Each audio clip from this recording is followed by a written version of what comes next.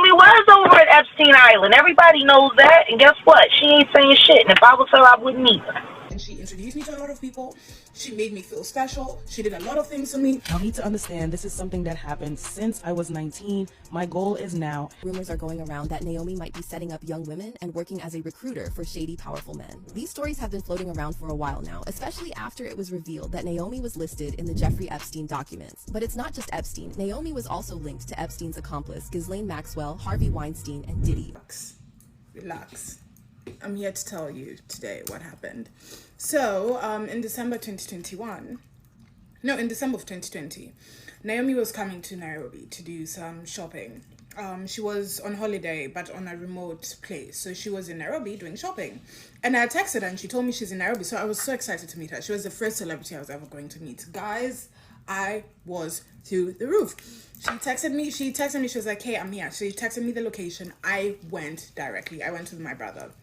So my brother and I, we met her, we did some shopping. And as we're shopping, she's like, oh, you know, the plane that's taking us back actually has couple more seats. Do you and your brother want to join us on holiday? Hell yes. So I was like, oh, that would be so lovely. But I texted my dad, I said, hey, get the car ready. I'm coming to the house. We are going to the airport in an hour to meet Naomi Campbell so she can take me on vacation. So we go on vacation. We had like a very nice vacation. Naomi took care of me the whole entire time. We were staying on the beach, we were doing this, and then like this, that, eating, just having fun, you know, what people do on vacation. And this one time we were on the beach, Naomi was like, oh, you know, we should do a documentary, a film about you living in Kenya. And I was like, oh yeah, that's fantastic. She introduced me to a couple of people in Hollywood. It was so lovely.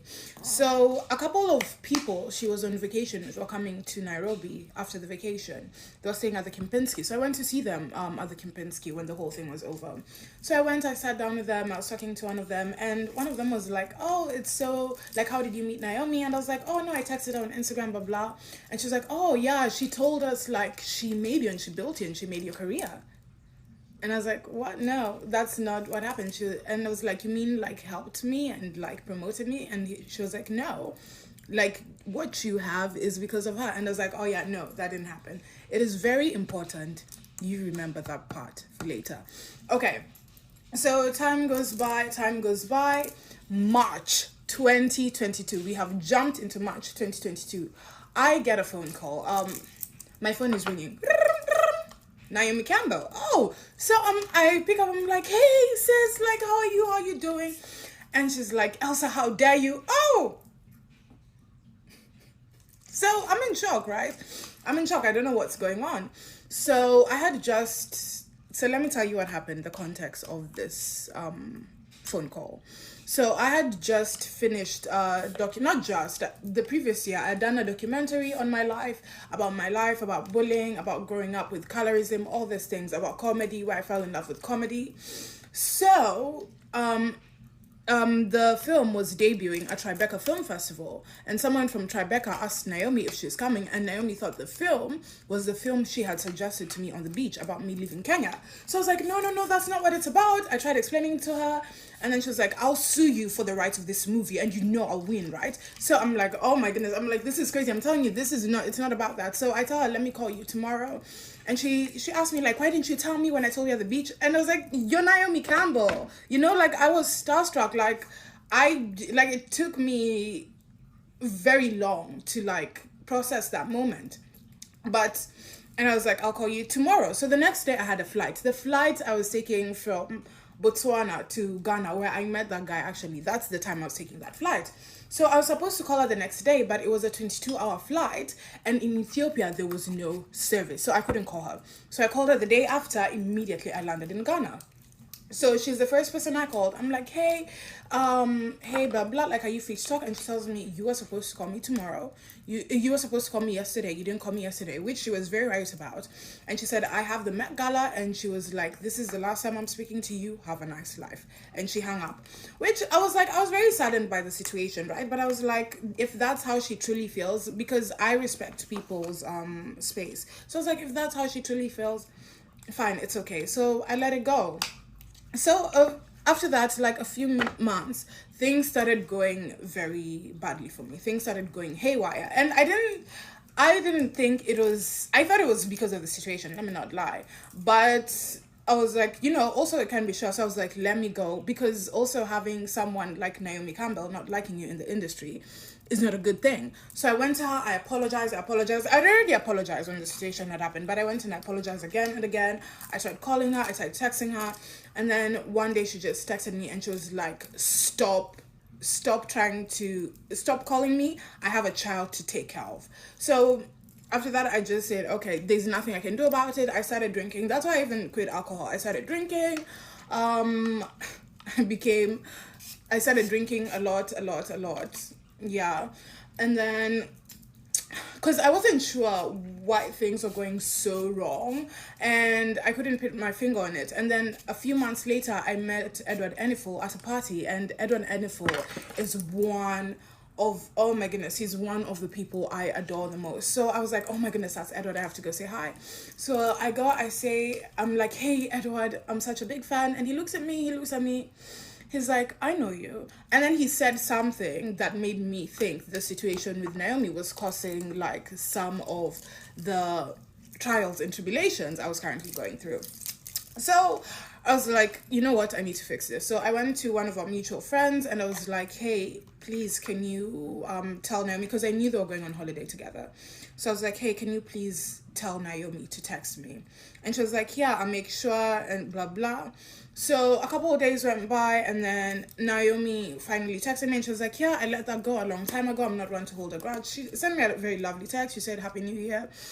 So after that happened, this was the new year 2023. So after that happened, every single step I made, every single move I made, I told Naomi. Every single thing I did, I told Naomi. I would breathe. I tell Naomi, whether she would reply or not, I would send her a message because I didn't want what happened to happen again. And after some time, after a few weeks, I called my mom and I was like, this isn't normal. This doesn't feel healthy. It kind of feels, it doesn't feel too nice. There's nothing healthy or normal about this. And I was like, I don't want to be in a situation like this. So after that, I just decided it is healthier for me to completely remove myself from the situation and get myself out. And you remember earlier when I said my friends said, the ones Naomi had introduced me to, when they said, oh, Naomi had made you. You remember when I said that? So I just want to acknowledge that and say that even through all this, right, even through everything that happened, first of all, number one, obviously I played a part in it because I am part of the story.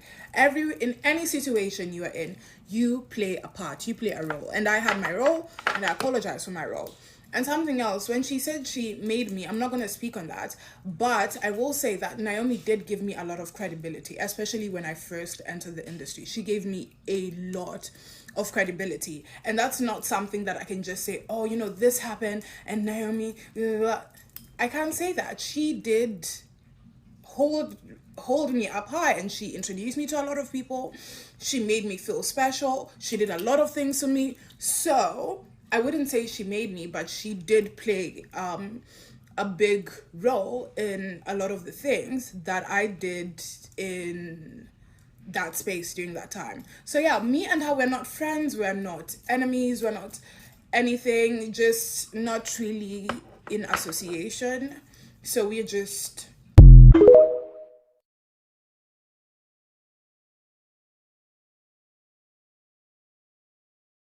Elsa Majimbo recently reignited this conversation when she shared a viral video revealing how Naomi introduced her to some high-profile people in Hollywood and how they later had a falling out. So how come there is always something with Naomi? Why is... Alright, so in case you only know Naomi Campbell as one of the most successful supermodels in history and you're not familiar with her mean girl reputation, well, you're in for a treat because Naomi has a long history of mistreating others. In fact, between 1998 and 2009, she was convicted several times for putting her hands on people. In 2000, she pleaded guilty after putting her hands on her former assistant and hitting her on the head with a telephone. Then in 2007, Naomi was convicted again after getting physical with her former housekeeper. However, she showed no regret and famously attended her community service wearing designer outfits, real fur, and a $300,000 Dolce & Gabbana gown. But it didn't take long before this arrogant attitude caught up with her again, and in June 2008, she was sentenced to 200 hours of community service for putting her hands on 2 police officers at London Heathrow Airport. But this still wasn't the end of her legal troubles. Less than 2 years later, a court in Italy gave Naomi a 6-month suspended prison sentence after she physically attacked a paparazzo who took pictures of her and her then boyfriend, Russian oligarch Vladimir Doronin. Now, speaking of Naomi's connections to shady rich men, there's been a lot of speculation over the years that she might have helped some of these men commit serious crimes. Let's start with her friendship with former Liberian dictator Charles Taylor. In August 2010, Naomi had to testify in Taylor's war crimes trial and give evidence on blue diamonds she received from him in South Africa in 1997. She claimed that the diamonds were given to her as a gift by unknown men that she assumed were sent by Taylor. But see, the problem was that Naomi changed her story. She first claimed Taylor never gave her diamonds, and it was only after she was forced to testify under oath that she admitted she received precious stones from the dictator. But Campbell denied the allegations to ABC News earlier this year before storming out of the interview. You received a diamond from I Charles. didn't receive a diamond, and I'm not going to speak about that. Thank you very much. Well, what she told ABC News was a lie. She did receive diamonds from Taylor, as she acknowledged under oath today, describing a bizarre middle-of-the-night scene outside her bedroom. When I was sleeping, I had a knock at my door, and I opened my door, and 2 men were there and gave me a pouch and said, "A gift for you." Now let's talk about Naomi's friendship with a different kind of criminal, Harvey Weinstein. In August 2019, the Daily Mail published a detailed report on Naomi's friendships with a hair-raising cast of characters, from Harvey Weinstein to Jeffrey Epstein and Kevin Spacey. As the Mail pointed out, Weinstein was often been pictured with Naomi prior to his arrest, and he attended her infamous week-long 40th birthday party in France. Weinstein's former driver later revealed that Weinstein nearly lost his life at the party when his gastric band failed and a surgeon had to be called. However, it's unclear what Weinstein was doing at the party when the incident happened. As for Jeffrey Epstein and his accomplice Ghislaine Maxwell, there's plenty of evidence of Naomi mingling with these two. In fact, unsealed documents from Maxwell's trial showed that Naomi took trips on Epstein's private jet. And then this picture went viral showing Virginia Roberts, the alleged victim of Epstein and Prince Andrew, on a yacht party for Naomi's 31st birthday. The photo also shows Ghislaine Maxwell in the background, while Naomi is shown standing next to her then boyfriend, Italian businessman Flavio Briatore. When she was later questioned on her connection to Epstein, Naomi claimed her boyfriend introduced them at her birthday party, and she admitted seeing Epstein front row at multiple Victoria's Secret shows. However, she denied knowing anything about his crimes. You were not aware of Epstein activities. Did you know who he was? Yes, I knew him. I was introduced to him on my 31st birthday by my ex-boyfriend Flavio. He was always front and center at Victoria. Naomi was over at Epstein Island. Everybody knows that. And guess what? She ain't saying shit. And if I was her, I wouldn't either. She got a golden ticket with the information that she got. And if I was her, I'd hold on to it as long as I can. They can't pay that woman enough money. The things that Naomi Campbell knows, ain't nobody ready for that. That's Delilah. The woman that can do what no other man could do. Naomi Campbell's a very powerful chick. And I don't give a shit what no Janice Dickinson say. Naomi Campbell is for real the first supermodel. And by the way, Naomi Campbell is the only woman on the face of this planet that Mike Tyson was ever afraid of. Mike Tyson actually had a restraining order on Naomi Campbell. That's how bad Naomi Campbell is, that she's scared by Tyson.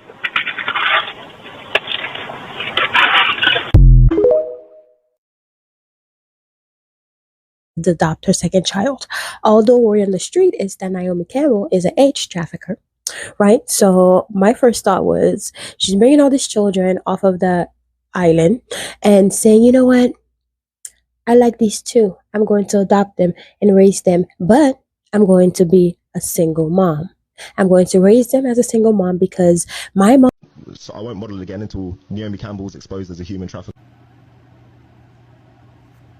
Miss Naomi, this better not be true. You've gotten a lot of blies over the years. A lot of passes. And we have loved you so much, our chocolate Caribbean sister. Now let me tell you something. If I find out this here is true, don't let me catch you slipping out on these streets. Don't let me catch you slipping. My heart will be broken if you're found out to be the black Ghislaine Maxwell. I cannot cope with that information. So please, don't embarrass me. Don't Just don't embarrass me. Surprise, Naomi Campbell is a mother times 2. Naomi. Naomi, where are you getting these babies from? I'm gonna keep it so 100 with you. Where are you getting these light-skinned babies from, Naomi Campbell? Because you have a certain history that makes me a little uncomfortable. You popped out with the first one. I let you rock. Okay. I said, okay, I'm not going to investigate. Old girl in the video says, surprise. Surprise indeed. Okay. Naomi.